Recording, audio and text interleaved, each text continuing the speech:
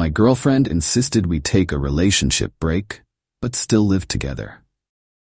I said, okay, but we need a roommate agreement. She laughed and signed. She stopped laughing when she got a bill for her half of the rent, utilities, and groceries, effective immediately. I, 29 male, should have seen the signs when Brianne, 27, started working late with her new mentor Colton from the marketing department. But love makes you stupid, right? We'd been together for 3 years, living together for 2. Everything was split 70-30. I paid 70% of everything because I made more as a software developer while she was a junior graphic designer. I didn't mind. That's what partners do.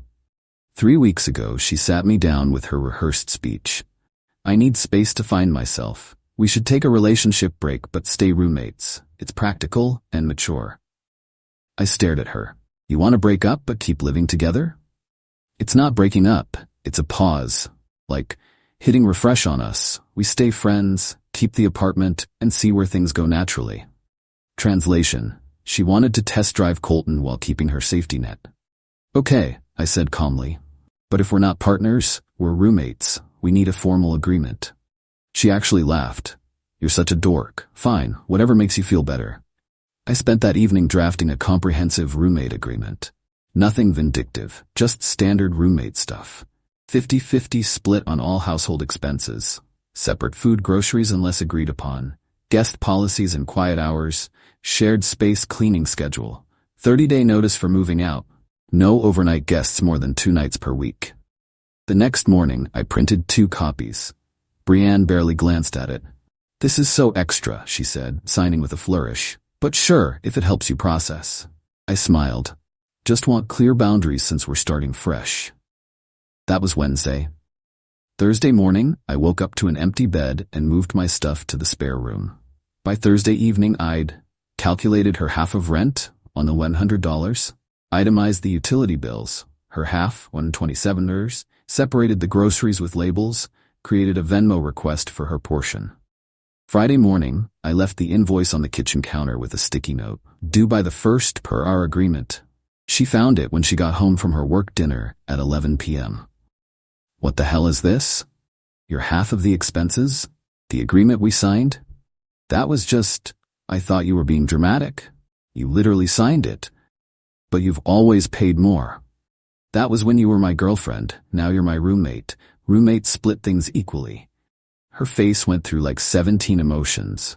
I can't afford $1,227 right now. Maybe you should have thought about that before suggesting we become roommates. She stormed off.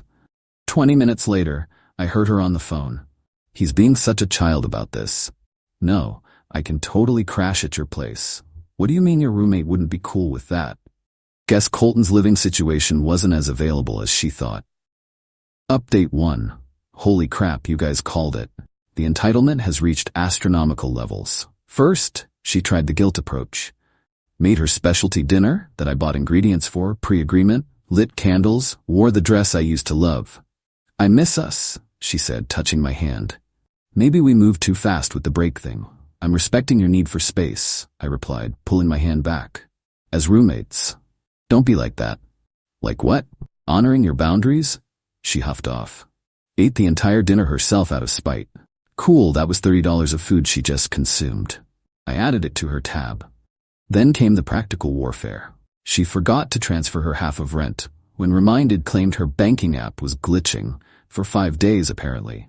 She started using my expensive shampoo. I put it in my room. She complained I was being petty. I pointed to Section 3.2 of our agreement. Personal items remain separate unless explicitly shared. She invited Colton over. A lot, like every night. They'd watch TV at max volume, order takeout, leaving boxes everywhere, and make obvious noises. I started documenting everything per our noise violation clause. The best part? Her mom called me. Brianne tells me you're being financially abusive. How so? Making her pay half of everything when you make more.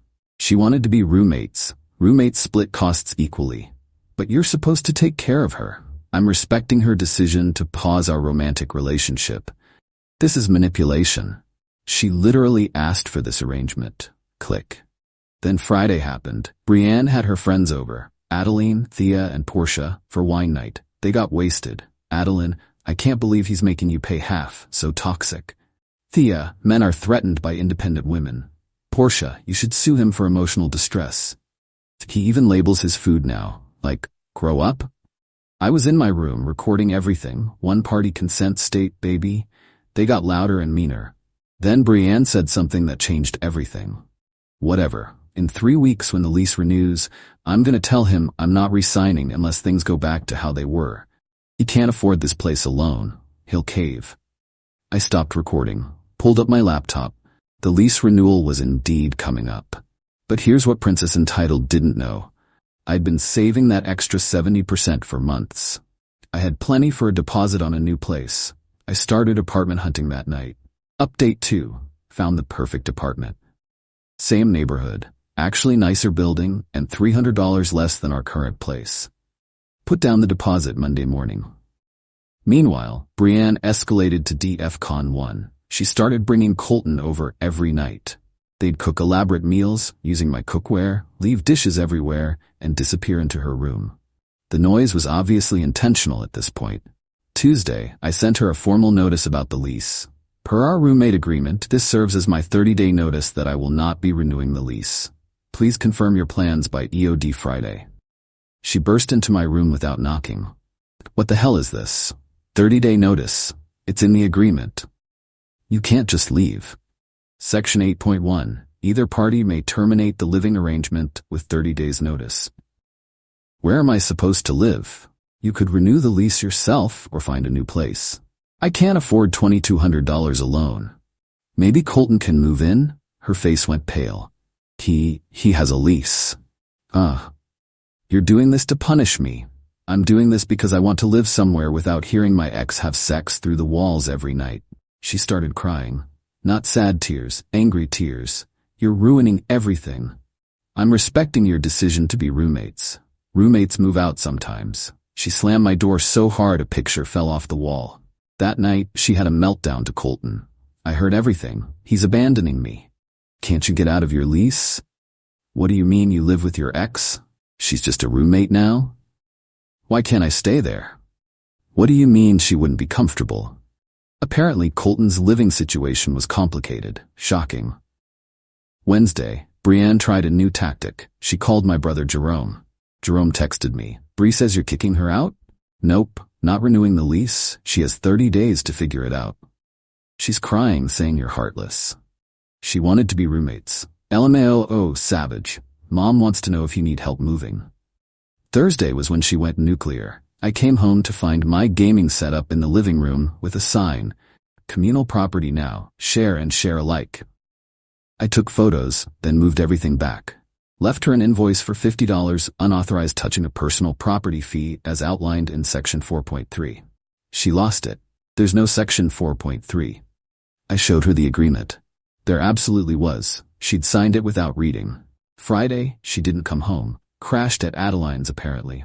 But Saturday morning, she was back with reinforcements. Her dad Robert and brother Devin. Robert, you need to be reasonable. I am. She can't afford to stay here alone. Then she should move. She shouldn't have to uproot her life because you're being petty. She uprooted our relationship. I'm just following her lead. Devin tried to get in my face. You're really gonna leave a woman homeless? She has a job, savings, and 20 days to find a place. She's not homeless. You're supposed to protect her. From the consequences of her own choices? Robert's face got red. What kind of man are you? The kind who respects when a woman says she wants independence. They left after more posturing. Brienne was sobbing in her room. I felt bad for exactly 2.3 seconds until I remembered she literally asked for this. That night, she posted on social media about her abusive ex who was making her homeless because he couldn't handle a strong woman needing space. My phone blew up. I posted my own update. Interesting how taking a relationship break means I still have to pay 70% of expenses? Anyway, who needs a roommate? I'm moving out of my place end of month. The comments were chaos. Mutual friends were picking sides. But here's the kicker. 3 people messaged me about needing a roommate, including Colton's ex, Reese. Oh yeah, we're gonna talk about that plot twist. Update 3. So Reese messaged me, hey, saw you need a roommate. I need one too. Weird coincidence. My ex just started dating someone new, and I need him out ASAP. We met for coffee. Turns out, Colton and Reese had been on a break for 2 months. He told her he needed to work on himself. They kept living together because it was practical. Sound familiar? Reese showed me texts between her and Colton from 3 weeks ago, right when Brienne suggested our break. He was asking if Reese would be cool with him having friends over sometimes. We compared notes. The timelines matched perfectly. But here's the nuclear part. Colton had been telling Brienne he lived alone. He'd been having Reese stay at her sister's place whenever Brienne was supposed to come over. Reese found out when she came home early from a family emergency that Colton had suggested she should go help with, to find women's underwear in their bed. Not her underwear. Reese was done. She wanted Colton out but couldn't afford the place alone. I needed a roommate for my new place. This is messy, I said, or poetic, she replied. We agreed to think about it. Meanwhile, back at Dysfunction Junction, Brienne had gone into overdrive. She used all my coffee pods, $60 worth, borrowed my laptop charger and lost it, invited 10 people over for a party without asking, played music until 3 a.m. every night, started parking in my assigned spot. I documented everything, sent her daily invoices. She ignored them all. Then, Monday of week 3, I get a text from an unknown number. Hey man, this is Colton. We should talk. We met at a bar. This dude had the audacity to offer me a beer for being cool about everything. Look, he said, Brienne's great, but she's intense. She kind of pushed this whole break thing. I just wanted something casual. And Reese? His face changed. You talked to Reese? She might be my new roommate. He went white. You can't do that to Bri. Do what? Get a roommate? With my ex? Your ex that you're still living with while dating my ex? That's different. How? He couldn't answer, just kept drinking. Finally, Bri's gonna lose it if you move in with Reese. Not my problem anymore. You're evil, man. I'm practical, like you guys wanted. He left. Immediately called Brienne. I know because she burst through the apartment door 20 minutes later, screeching. You're moving in with his ex? Considering it. That's psychotic. It's practical. She needs a roommate. I need a roommate. You're doing this to hurt me. Everything isn't about you, Brienne. I will make your life hell. You already are. At least with Reese, the rent will be paid on time. She threw a glass at the wall. It shattered. I took a photo and added $30 to her invoice. Apartment damage. The next day I signed the lease with Reese. Not because of revenge, but because she actually had her finances together, had great references, and we wanted similar things in a living situation. Peace, respect, and people who pay their bills. But I'm not gonna lie, the karma was delicious. Final update. Moving day arrived. I'd packed everything methodically, hired movers for 8 a.m. Brienne was supposed to be at work, but called in sick to supervise my move. Don't you dare take anything that's mine. Wouldn't dream of it. She followed the movers around, checking every box. When they took the TV, she freaked. That's ours. I showed her the receipt, my name, my credit card. 3 months before we moved in together. But we shared it. You wanted to be roommates. Roommates don't share TVs. She tried calling the cops. They showed up, looked at my receipts, told her it was a civil matter. She melted down so hard they almost arrested her for disturbing the peace. As the movers loaded the last box, I handed her a final invoice, $2,847 for unpaid rent portion, utilities, food she ate, damaged items, noise violations per our agreement. You can Venmo me, or I can take you to small claims court. Your choice. You're insane. I'm thorough. She ripped up the invoice. I pulled out another copy. I made extras. But here's where it gets beautiful. The landlord showed up for the walkthrough. Remember all that documentation I'd been doing? Every noise complaint, every damage, every violation? I gave him copies. He looked at the broken glass she never cleaned up, the stains on the carpet from her wine night, the hole in the wall from when she threw her phone. Miss Brienne, you'll be losing your security deposit. Actually, you'll owe an additional $400 in damages. We paid that deposit together. Actually, I said, showing the landlord our bank records. I paid the full deposit. She was supposed to pay me back her half, but never did. The landlord cut me a check for my full deposit on the spot. Brienne was crying, Colton was texting her frantically about Reese and me moving in together, and her friends were blowing up her phone about the money she owed them too. Apparently, she'd been borrowing from everyone. The aftermath: Reese and I are great roommates. We respect boundaries, pay bills on time, and ironically became good friends bonding over our mutual disaster exes. We have a strict no dating clause in our agreement. Neither of us needs that drama. Colton got kicked out by Reese's lawyer with a formal eviction notice. He tried to move in with Brienne, but she couldn't get approved for an apartment because of the debt on her rental history. They both ended up moving back with their parents. Last I heard, they broke up after 2 weeks of living in their childhood bedrooms. Brienne blamed him for ruining her life. He blamed her for being too high maintenance. Brienne never paid the invoice. I took her to small claims court. Won by default when she didn't show up. Now she's got a judgment against her too. Her friends mostly took my side after realizing she owed them all money. Adeline actually apologized, saying she didn't know the full story. My favorite part? 6 months later, Brienne texted me.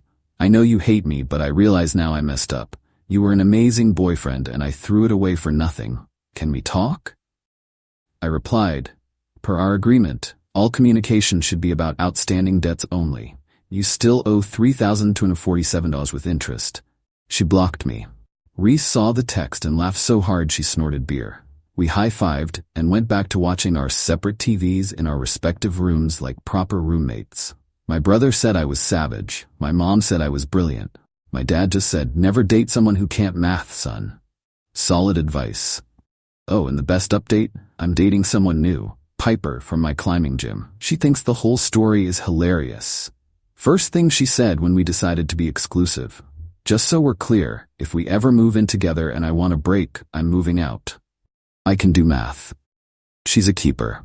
To everyone saying I was too harsh, she wanted to pause our relationship, but keep all the benefits.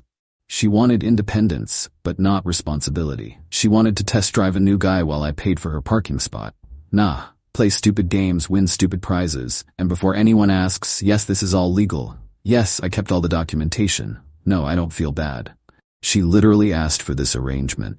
Actions meet consequences. They've been waiting to meet you.